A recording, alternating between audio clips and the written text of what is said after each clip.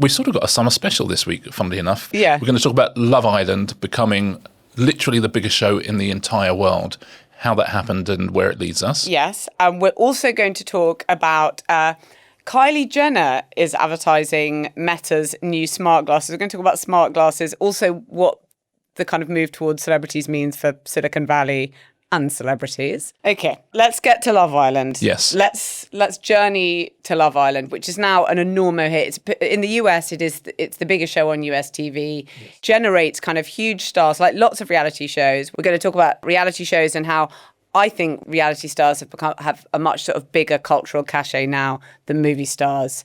Now, in the past 24 hours, there have been a couple of stories about Love Island contestants. One's been removed from the UK version and one from the US version of the show. But for Thursday's Q&A episode, I can see we've had questions about TV participant vetting. So why don't we leave those aspects of contestant screening until then? And today we're talking about it as a sort of broader cultural phenomenon. So the origin story of Love Island is a fascinating one. So the last 3 seasons, in fact, moved to Peacock in the States, and a new host, Ariana Maddox, who's also worth talking about because she's an interesting one. And 3 seasons ago, started really, really, really climbing the ratings. Last season almost doubled its audience. This season has almost doubled it again. So it's uber massive. It's beyond massive. It's absolutely huge. The Rest is Entertainment is presented by Octopus Energy. Now, fan mail is one of entertainment's strangest bargains. You send total devotion one way and the understanding that nothing may come back. Certainly in our day, you would write to a film star or a singer. I wrote to Howard Jones, and maybe 3 months later, a sort of signed photo comes back that's clearly pro forma, that you know Howard's never really looked at. Steve Martin used to have the pro forma sort of thing, which would just leave blanks, like insert like small detail to make a joke about how completely impersonal his personal reply to you was. And it was just like a standard thing. Impersonal is interesting. That's why we're talking about this, because with Octopus Energy, you always can reply to their emails. And not only can you reply to them, they will go to the same small group of people who always deal with you. That's like unbelievable. It's almost unprecedented that a company you're giving your money to will actually respond to you. Are contactable in some way. It's a phenomenon. It's making an insane amount of money. A lot of that money going to the UK, which is nice because it's a UK format, an ITV format. But to speak to your point about ordinary people becoming celebrities and that being more interesting to people than film stars and what have you, of course, Love Island started in 2005 as Celebrity Love Island. In the UK. In the UK. I watched that series. Whenever you have a successful regular show, the thing you do is you say, oh, why don't we do a celebrity version of this? And, that's a very familiar path to tread. In the case of Celebrity Love Island, they did 2 seasons of it. It was sort of an attempt to take on Big Brother. It sort of worked, sort of didn't work. Got a lot of column inches back when columns were measured in inches. But it didn't really take off. And 10 years later, they said, I think it was Angela Jane at E4 said, well, why don't we bring back Celebrity Love Island, but without the celebrities? Yeah. Why don't we make it ordinary people? And from that moment, this franchise was born. And, it's been through a few dips, but it's never, ever been bigger. They ditched celebrities. They put ordinary people in there. And more than any other show, pretty much, they turn them into characters and personalities incredibly quickly. People come in with sort of 20K follow accounts. They leave with 1 million plus. They get all, sponsorship bonanzas, all of these sorts of things. It's like being a goalkeeper for Cape Verde. I was about to say, everybody wants to sign him. That's the history of the thing. And I say it was big in the UK as Love Island, then moved over to the States. Quiet start, but now has become definitively the biggest show in the world. So I think it's definitely worth us talking about it and talking about what this reverse pivot of going from a celebrity show into a regular show, why that made it the biggest show in the world. An interesting sidebar.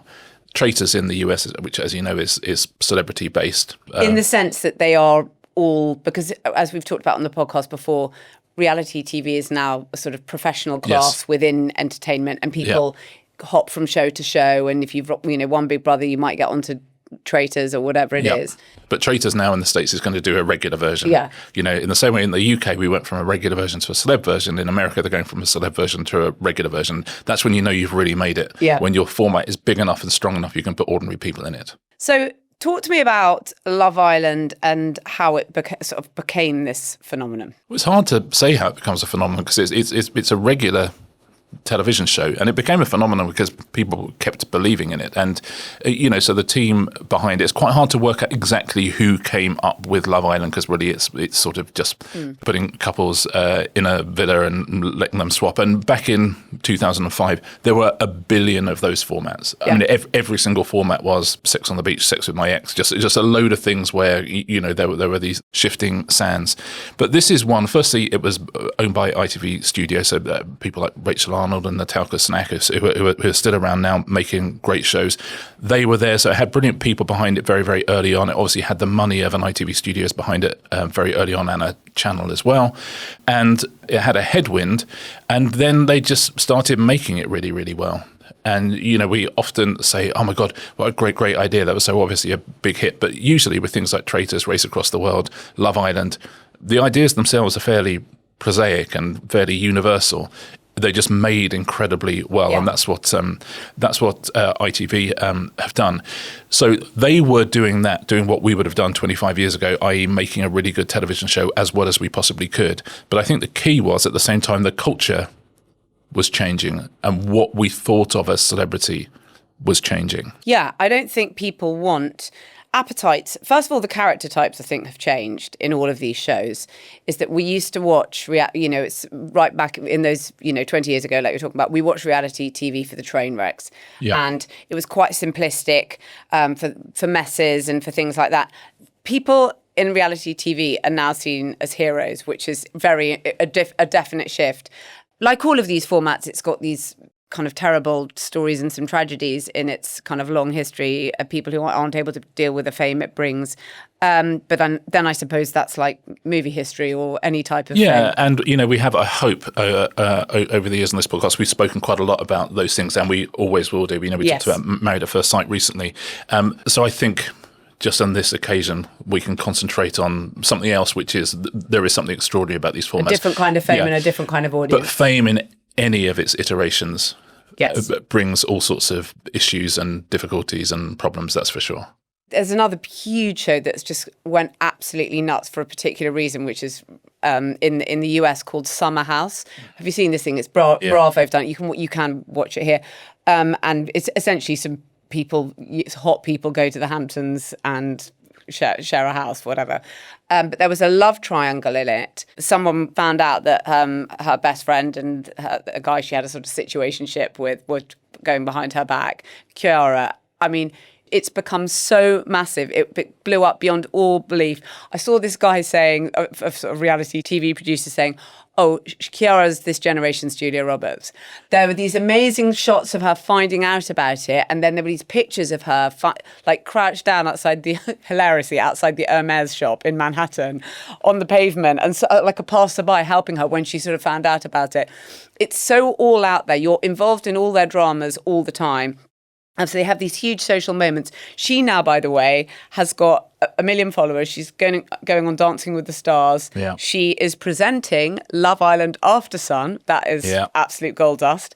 And she's obviously got masses of red carpet and sort of sponsorship, things like that. So I think that what people want now, and I'll contrast, later we'll come to why I think this is why movie stars in a way are out of step with our kind of cultural dynamics. What they want is permanent access. Yes. They want permanent drama. They want permanent candor. They want retail opportunities. Yeah. All of these things, bring it. They want imperfection. And reality TV is still about, all of these formats, even though it's about revealing who you are. And it's impossible when you're in these kind of long-term formats, particularly something like, you can't really hide yourself in the Love Island villa. I know, and this is a sticking point with lots of people. They go, oh, reality TV isn't real, and, you can edit people to look weird, and people play up to the cameras. What you're saying is right. Long-form stuff, which Love Island is, which Big Brother is, you cannot hide yourself. You can't edit yourself. You can't edit yourself. And, you at home might be going, oh, yeah, but I can see through that. You think, yes, everyone can see through it. And that's what character is. Look at the other types of celebrities. You've either got reality stars who are exposed in these long formats and people do feel they're more real than anything else. Yeah. You've got influencers, a class of people which people are also obsessed with, but sort of actually detest and think they're lying to them, even though they are obsessed with them. So it's a kind of complicated relationship, but they do think that they're lying to them and that they're managing. And then you've got very remote movie stars, who we'll come to, that are not these type of celebrities at all, and they don't respond in real time to anything. Well, there are two. This is the interesting thing, I think, and this is why reality TV is so powerful. Is there are two types of reaction you can have to somebody on screen. So that person on screen is giving you a version of themselves, and you have an opinion on that. And what you're either saying is, I love that person, they're so authentic. Even though they're messy or they're difficult or, they're causing trouble, they are authentic. Or I don't believe that person is being real. Yeah. And both of those things make for amazing television. They make for judgment. It's like someone started at work and you immediately start talking about them. You go, well, what do we think of X? It's that, but for everybody in America. They can all talk about these people and they go, are they real or are they not real? And it doesn't matter either way because there's a built-in reaction to both of those. And by the end, they do feel that they are real because they do understand that the format will expose and that eventually... But people can still be fake. People can still be fake, yes. Yeah. You can be a fake person. But at least they're real. You can be a real fake. But that's exactly it. Everyone's being real. Some people are fakes, but they're real fakes. Yeah. Yeah. They're not. No one's acting up for the cameras because you cannot do the. You know what? The camera is just.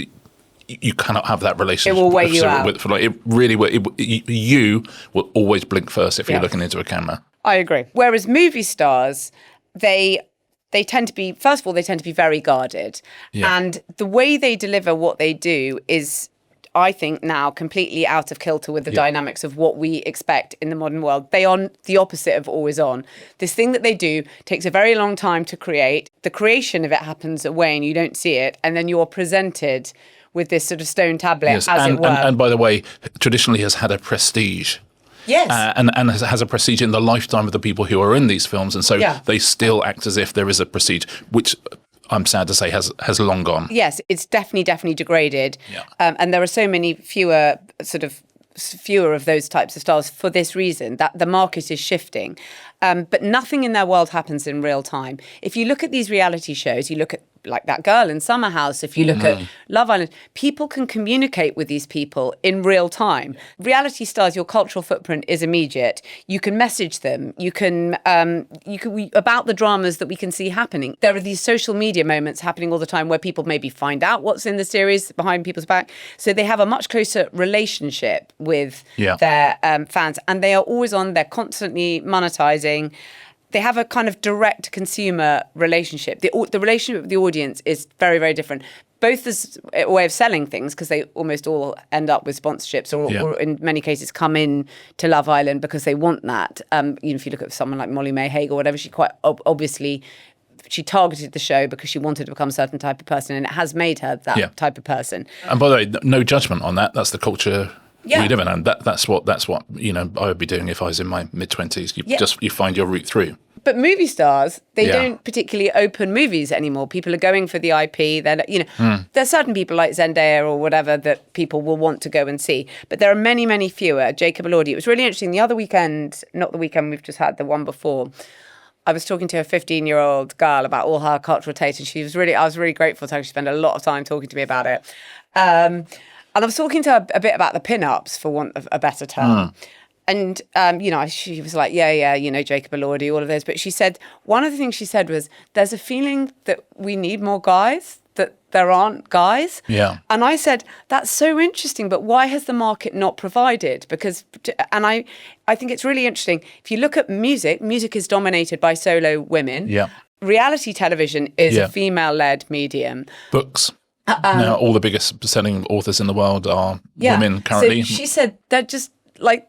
There's not enough guys. They don't have enough pin-ups. And I said, that's so weird that there aren't people sort of coming through, and there was absolutely no shortage of loads of movie stars, loads of TV stars, but the women dominate all these things. Yeah, it can't all be Harry Styles. No, but reality TV is completely female dominated. They are the power. And funnily enough, when this is a medium I know absolutely next to nothing about, but I do know this about it. It's like opera. Women, this is an art form in which women wield all the power. Yeah. We don't care about men in reality TV, in lots of these shows. They're stooges a lot of the time, aren't they? They're like pantomime idiots, or they're a plot device. In the Real Housewives, they just sort of exist around the edge of it. And actually, when that guy was saying about this girl, Kiara from Summer House, she's this generation's Julia Roberts, that's what... In all of their imperfection, but they're also very ambitious women in reality television. And all of these things are what make them compelling as stars in a way. And also the ambitious thing, because it works the other way around in a way, is if you are an ambitious woman in your early to mid-20s and you do have ideas and you do want to be in the middle of the conversation, this is where you go. Yeah, you back yourself. And all these women back themselves. And this is a great... Well, funny enough, Ariana Madix, who's been the host for the last 3 seasons. When you look into her story, she wanted to be a Broadway performer. So she trained and did, went to theatre school, and not from a particularly rich background, certainly not from a connected background. Moves to New York to try and get work in the theatre in the way that one would have done 30 years ago, 40 years ago, 50 years ago. 100 even, yeah. And then moves to LA to try and be an actor. She is a bartender, so goes to be a bartender at the bar owned by Lisa Vanderpump from Vanderpump Rules, which is an enormous Bravo show in the States, and did 11 seasons of that, was much loved, and her dream of playing on Broadway came true because she's cast as Roxy Hart in Chicago because she's a big star, but also is amazing. I mean, she was incredible. Like, something she would not have been able to do with her lack of connection. She's not a Nepo baby or anything like that. So she found a route through one of these shows to do the thing that she wanted to do. Then she went on Dancing with the Stars, came third. Now she's hosting this, and the whole thing has massively taken off. I mean, she has a brilliantly messy personal life as well, because she was with Tom Sandoval, and which is, I mean, there's so much to unpack. But that's in this what people episode. want. They want ambition and massive imperfection. But also, she's talented. Yeah. And yes. It's quite hard if you are talented to make it in this world. Certainly if you have no connections, it is difficult to do that. And so when we keep saying, all these talentless people keep getting famous, I tell you who else is getting famous? Talented people. Yes. But this is the route through that they are taking because they can't ask their mum or their dad for a job. So, they'll do this instead.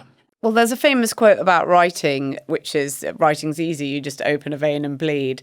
But that's said by someone like Red Smith or Hemingway or whatever, and it's a sort of I also thought it was prestige. Joan Didion. But Yeah, no. it's attributed to various different people, but I think whoever said it, it would definitely be from the prestige category.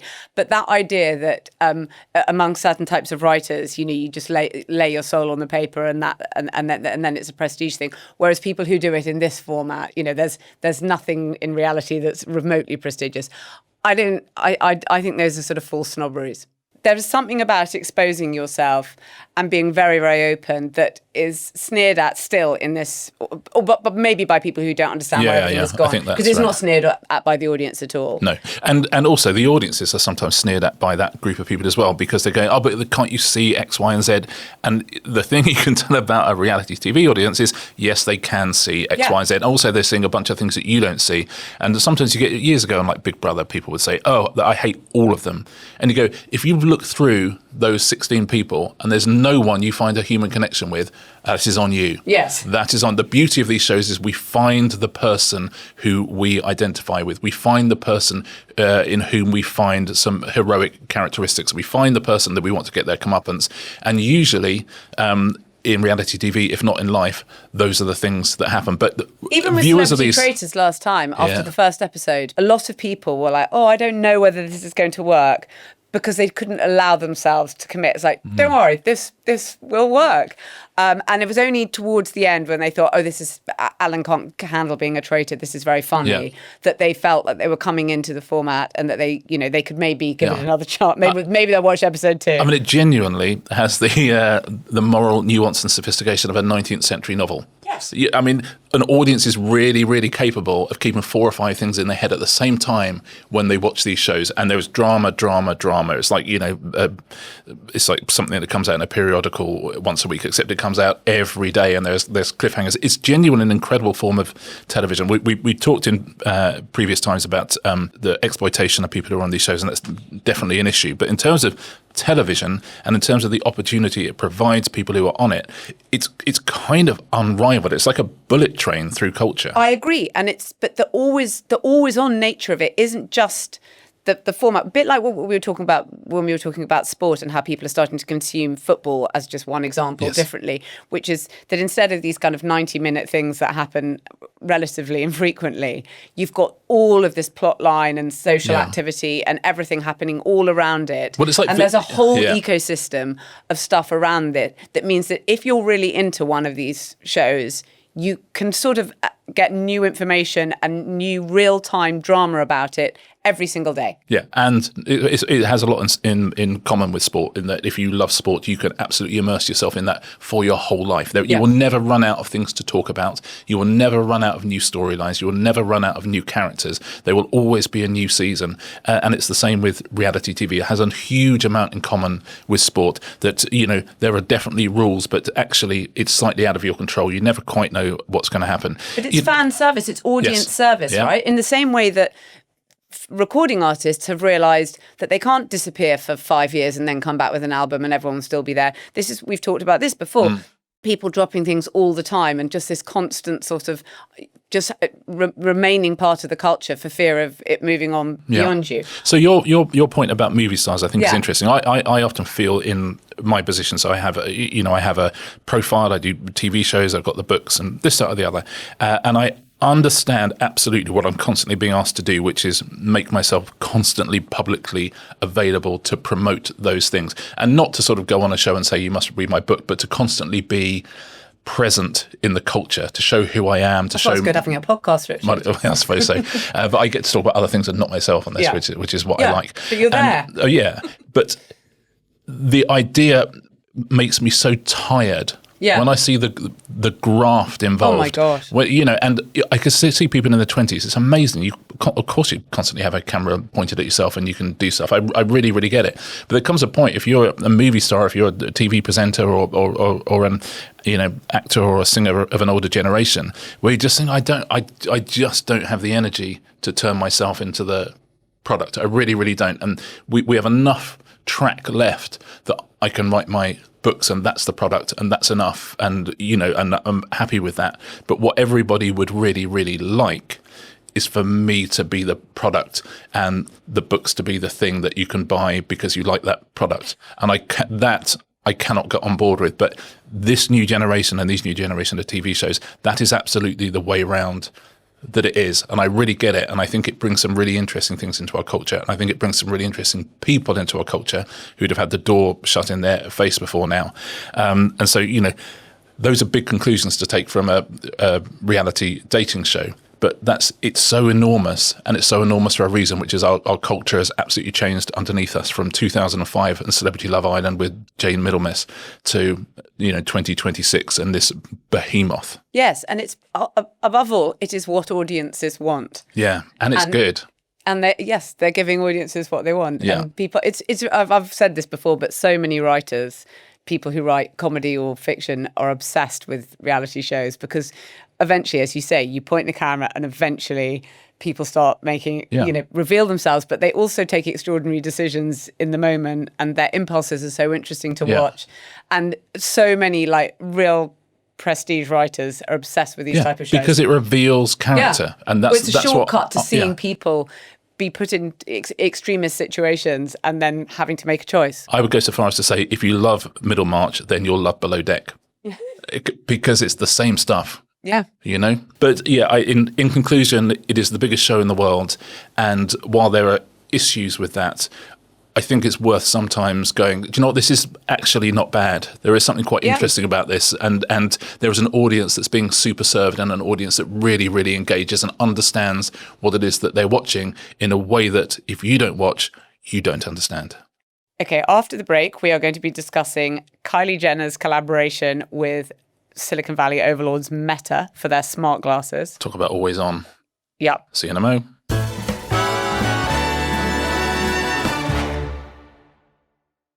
This episode is brought to you by the Lloyds 5K house deposit. Lloyds are offering a 5K house deposit, which was last seen in 1996. What are your entertainment memories of the 1990s? I feel guilty talking about the 1990s because you look back and it was such a golden era. We'd never had it so good, and we didn't even realise because we were young and we just thought we were entitled to it all. We absolutely took it for granted. Britpop was absolutely in its pomp. Oasis playing to 250,000 people. You had Blur Spice and Girls Suede and Girl and Pulp. Power. I'm so sorry. Spice Girls. Amazing movies at the cinema, Train Spotting. I mean, it felt a time of absolute optimism, but at the time you just assumed that was the way that the, a very the world British was going. type of optimism. Yeah, and part of the optimism, of course, is that mortgages were more affordable, and that is what Lloyds is dealing with right now. Yep, last seen in 1996, Lloyds are now offering 5K deposit mortgages to first-time buyers. Search 5K first-time buyer. 1996 average first-time buyer deposits based on ONS data. Subject to status, your home may be repossessed if you don't keep up repayments. Conditions apply.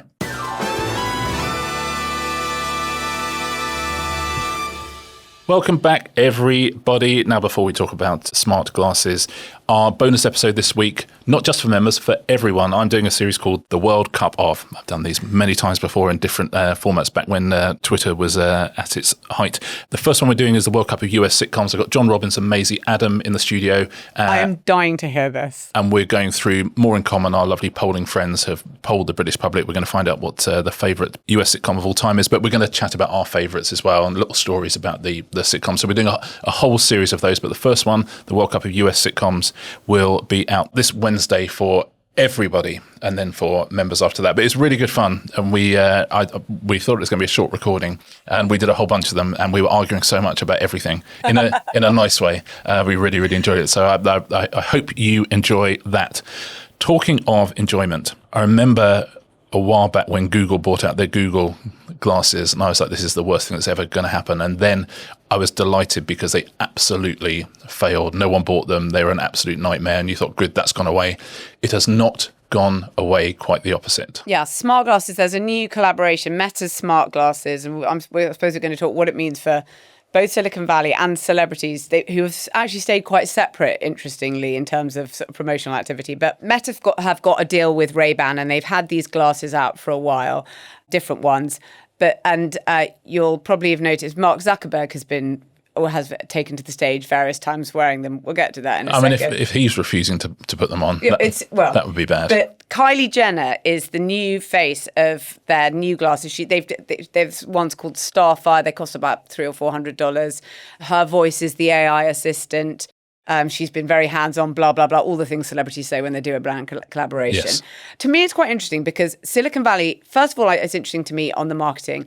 They don't sell things in this way. Think of what everyone has all of those companies, all of those tech overlords have sort of copied Steve Jobs, which is, you walk on stage and you tell people about a new piece of hardware, which I suppose is fine if it's or software, I guess, or if it's a sort of if it's some kind of desktop thing or a hardware thing or whatever, or even Meta's various other products. But the sort of corporate narcissism of Mark Zuckerberg, who would walk on stage wearing these glasses, it's like, yeah, like you're Earth's most malevolent dweeb. No one's going to buy anything off you. You can't disrupt everything, mate, okay? Here's how you actually sell things, okay? You get really hot people to take sexy photos, aspirational people, and then people want to buy the thing. So if you have a look at the pictures of Kylie Jenner leaning into the camera in her smart glasses, it's like, all right, Whereas Zuckerberg for a long time, I think thought he could just walk on a stage wearing these things. I think Jimmy Kimmel described Zuckerberg as now dressing like a Chechen Molly dealer. And, he walks onto stage. Chechen Molly dealer. Yeah, okay, yeah. But they now have a vice president of fashion, Meta. So they did this whole thing totally differently. Do you know what? I literally never heard back. Yeah. When I applied for that. Could they just acknowledge the honestly, CV? Just say you've had it. Because otherwise maybe it went to junk. Can I just check that you received it? Yeah, but I mean, I don't like to say wearables, but in this case, these are accessories that they're trying to sell. And this is how you sell accessories. And it's interesting that celebrities have actually mostly stayed away from tech. Kylie Jenner, obviously these people are completely plugged into the platforms. They don't exist really without these platforms. But I remember there was a point where Kylie Jenner said something like, is anyone else not really feeling the new Snapchat design? And it wiped $1 billion off the company. That was a while back, okay? Don't worry, it's recovered. But when you think about something like fashion or jewellery, think of how many celebrities have deals and campaigns and whatever. And actually, speaking about movie stars before the break, that is actually one way for those people to stay always on. They're present because they are viewable in advertising campaigns. Well, you look at Beckham at the World Cup, and he's getting more minutes than any of the players. It's unbelievable. It's absolutely extraordinary. His ability to sell everything. There's nothing. Well, that's the thing about the Kardashian Jenners, that there's nothing they won't sell. Celebrities have been very wary about doing things with Silicon Valley. If you look at the much more kind of typical Silicon Valley reaction, I think celebrities slightly feel that this thing might destroy them.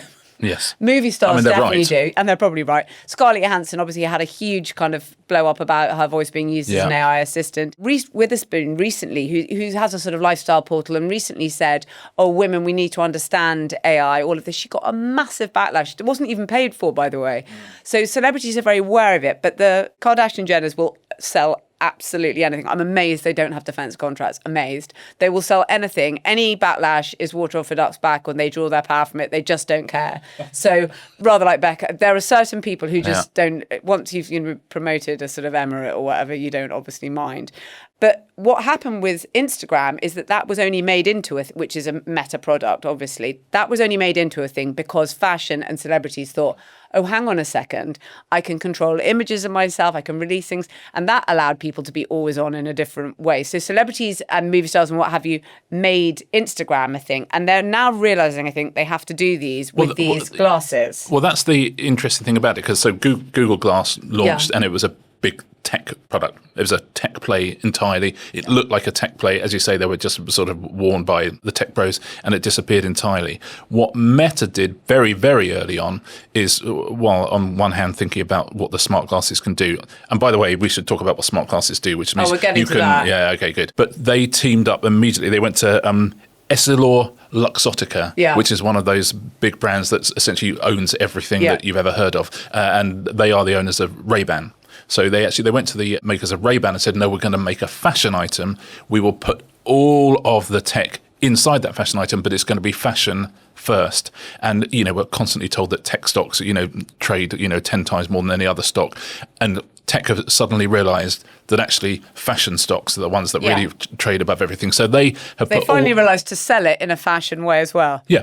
Don't bother doing a deal with Ray-Ban if Mark Zuckerberg's going to wander out. I don't want to buy anything off him. And so Kylie Jenner, I think, interestingly, these were already a hit before she signed up with them. They sold 1 million in a year. They reckon they've sold 3 million. People are actually using them and wearing them.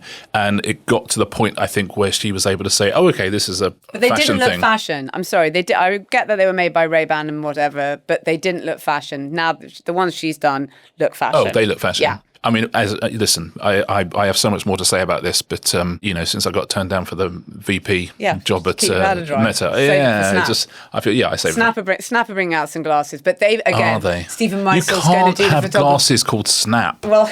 That's a terrible idea. Well, Snap glasses. Stephen Meisel's going to do the campaign. Kaia Gerber, they've got loads of celebrities doing those. So this is becoming a different thing. And yet, are they not, Richard? Like one of the darkest iterations of surveillance capitalism. They might be the worst thing in the world, I think. They're literally pervert glasses. So they're pervert glasses, for sure. Though it's weird they didn't go with that name. So they are essentially glasses which are a camera, which have speakers as well, which have recording capability, both audio and visual. So you can walk around essentially either filming what is right in front of you or live streaming what is in front of you. I mean, particularly live streaming, that's without consent. You can do all of those things. New ones have AI capability, so whenever you're looking around, it can be giving you information about what's around you. They say, you can find out what sort of tree is next to you. And many of the firms have plans to integrate facial recognition into these systems. If anyone ever were to do that, there was 2 Harvard students in 2024 who they did a viral demonstration with Ray-Ban Meta glasses. They combined it with facial facial recognition software, which some of the companies say they're not going to put in, but we know they will eventually, some of them, and also public databases. And they could identify strangers on the street in real time. They surface names, addresses, and phone numbers within seconds. The experiment was dubbed Eye X-ray, and it's sparked widespread alarm, but that was a year and a half ago, and that alarm seems to have dispersed a little bit. It'd be handy, though, when you can't remember someone's name. That actually is handy, and it will get rid of the embarrassment I see almost on a daily basis of if I'm walking down the street and someone recognises me but isn't sure wherefore they know my face, so assume I'm someone from work, and so they'll give me like a really sort of slight embarrassed nod. It will solve that for them because they'll go, oh, that's that guy from yeah. I'll be able to run through all the hits. Yeah, whichever show I do. And in the same way that people will unblock phones for you, you can just go to shop in the high street and someone will unblock the phone. Someone will disable the recording light for you for like $100 or something. In the US. So they have a little recording. This is supposed to show that they're recording. Meta have thought of all this. So they've got a tiny, tiny light which is on when someone's recording. But you can have it disabled. Also, you can just cover it up. It's like the easiest thing in the world.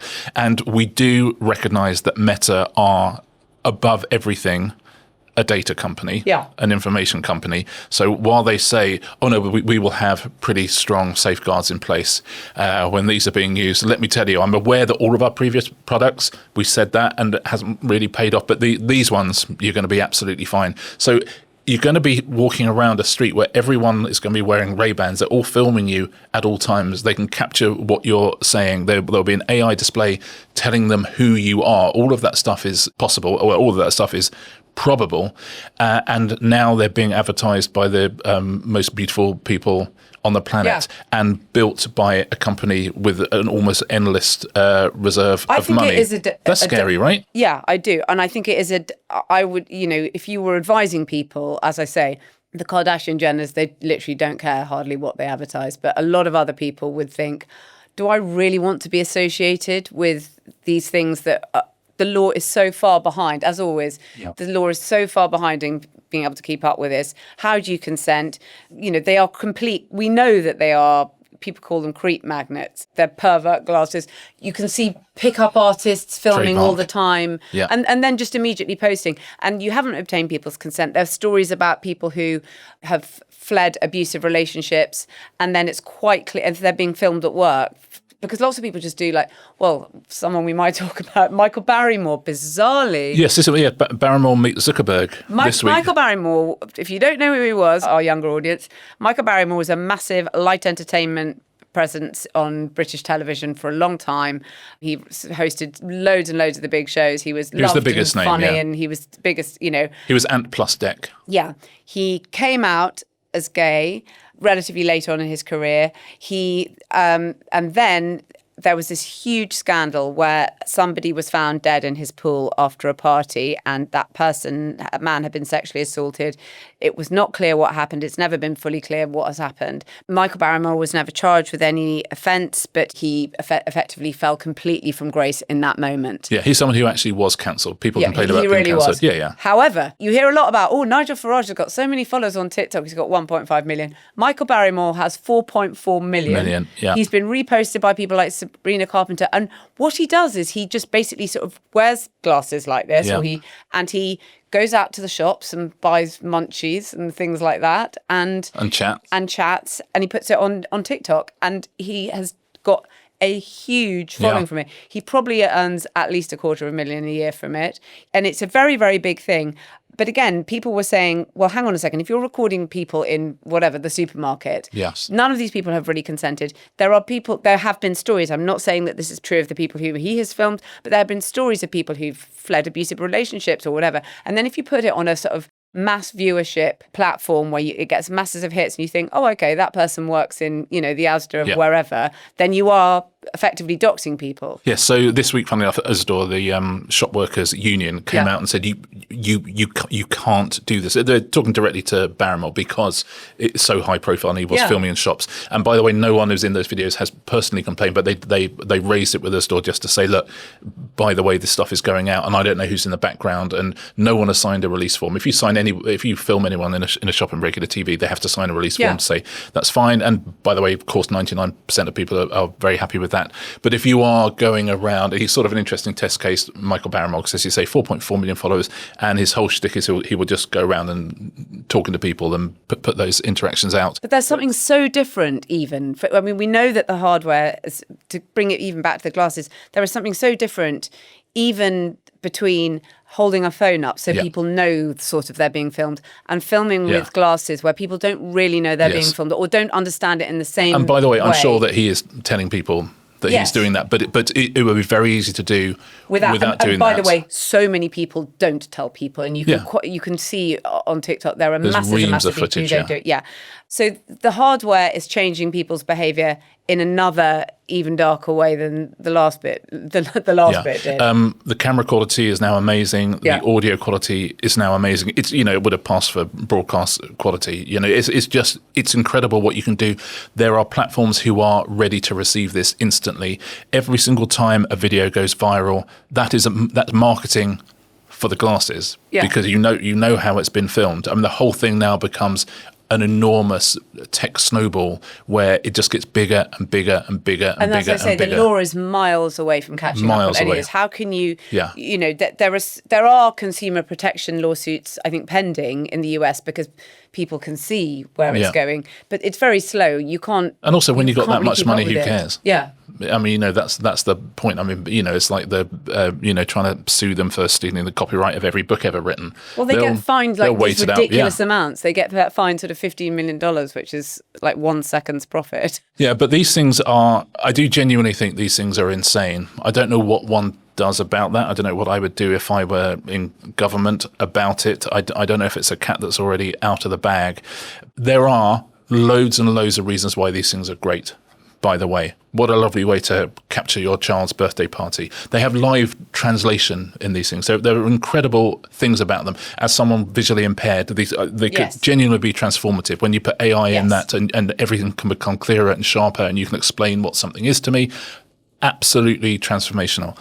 All those things said, there will be some terrible things that happen because of these. There will be some awful consequences because of these. And I would bet any money that no one pays for those consequences. No. And as always, and the other thing is, as we often say with the platforms, you work for them for free. Yeah. You pay to work for them for free. So because all of these things are training Meta's AI. All of this stuff is being fed back and it's training Meta's AI in these kind of human interactions. The things that AI is less good at, you are working for the company and you are training them. Everything that you film with these glasses, all of that. People basically work for these companies now. They spend so many hours a day on these for these companies that effectively you spend 6 hours a day working for free for a tech company. And that is actually your real job in the economy. Yeah. You have this other thing that you think is to do with it and what pays you some money and how you pay your rent. But actually, what you really do is you work for free down these people's content mines. Yeah, and a lot of those people are the same utter dullards who tell you that government is trying to track you all the time and say, you don't understand how the world works. You go,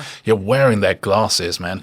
Can I, in case people feel anxious about this, and I think sometimes when you think about technology and you think about all of these things, it is quite anxiety inducing. The way I always try and think about these things.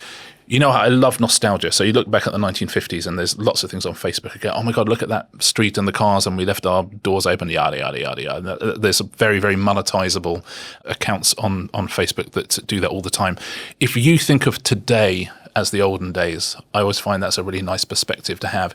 If you look back and go, oh my God, it was the first time that people were like wearing glasses. Like the first time like one of the unions just said, oh, you shouldn't really wear these glasses in our shop. It was crazy how unsophisticated they were back then. I heard a podcast and they were talking about Love Island, and it's just a thing that people would sit and watch. Like they would sit down in front of a screen and they would watch that. So I always think, when you walk down the street, look at the fonts on the signs, look at the product in the shop, and look at the wrappers of chocolate bars, and imagine in 40 years' time how insanely old-fashioned that's going to look. And sometimes I think that's quite a nice way to get rid of techno anxiety. I'm not sure that. Has that not helped you? No, I think, people were right to be sort of suspicious of the robber barons and things like that. Oh, of course they were. Yeah. But it turns out there's nothing they could have done about it. So that's where anxiety comes from. It comes from our absolute inability to do anything about Well, they this. did eventually break up some of these companies are so much bigger than something like Standard Oil, which was dealt with. I think I think they should definitely try and break up some of these. Oh, I'm not saying don't do that. Yeah. I'm just saying that if you are walking There down the are street, things that we can if do you're about walking these down the things. street listening to this and you are not able to, be part of a class action lawsuit, then one thing you can do is at least go, one day this will all be sepia photographs on whatever Facebook is at that point. Right. Probably Well, be that will like put it an into artificial perspective. dinosaur living in your house. Any recommendations? I have got a recommendation. It's only just out, and you'll be reading stories from it all week, I should think, and beyond. It's called Regime Change. It's the book about the Trump presidency by Maggie Haberman and Johnathan Swan. Looking forward to that. It's really amazing. I'm sort of in two minds somehow about how these books work when you are reporters. They're both very, very kind of good reporters. Like, you don't necessarily produce, not all of this is produced for you on the outlet you work for all the time, and some of it's kept for the book. But lots of it needs to be written about in a way that I suppose it just works particularly well in long form. And as a reminder of, we become so desensitized, and we obviously have to desensitize ourselves. But to remind you what you're living through in terms of the Trump presidency, it's extraordinary. And you'll be reading highlights and lowlights from it over the next weeks but it's a really good reminder of just how insane the times through which we're living are. And so that's Regime Change by Maggie Haberman and Johnathan Swan. Excellent. I'll recommend a book as well. I'll recommend John Grisham's new novel, The Widow. I love John Grisham. This is billed as John Grisham's first whodunit, and in a sort of, I suppose, a very specific way it is. But there's always plenty of murders in a Grisham. But it's it's that thing of within the first 4 pages, you're like, okay, I absolutely understand what this is about. So this widow has got a huge amount of money. You don't know where it is. No one else knows she's got it. And you're her lawyer. Done. Count me in. And also, by the way, you've got gambling debts. John, you have me for 350 Thanks for getting pages. into it quickly. But it's, Yes, he's I just, know. there's a reason he sold so many books. Oh, absolutely. So absolutely love that. John Grisham, The Widow. Other than that, we will be back on Thursday with a Q&A. And tomorrow, for everybody, first episode free, the World Cup of US sitcoms. Yeah, I hope you enjoy it. It was really fun to do. I know I will. I'm listening to it right after this.